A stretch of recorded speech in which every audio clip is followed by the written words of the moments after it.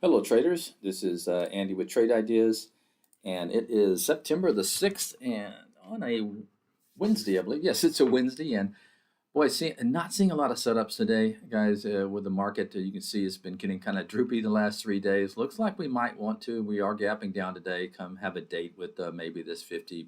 Got several moving averages down here. So keeping it kind of tight, been taking some profits. But anyway, let's take a look at some possible uh, setups here.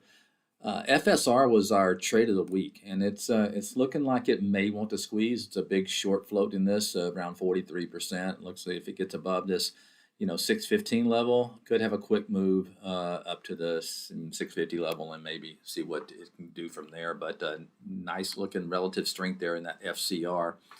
Upstart, this is kind of one that's been kind of trying to turn the corner, and you can see here, if it does get above, let's call it the 35 level, if you want to head start, maybe 34, 85 or something like that. But it is trying to get above these moving averages. Be careful, it is in a downtrend and it needs to, break above that level.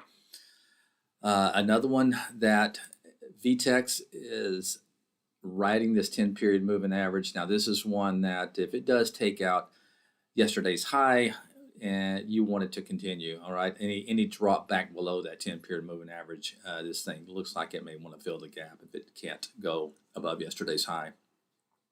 One other one I think you can kind of watch is AI. Looks very similar story, butting up against this 20-period moving average. If it does get above, very, very tight range here, could have explosive move, maybe looking at that 50-day moving average.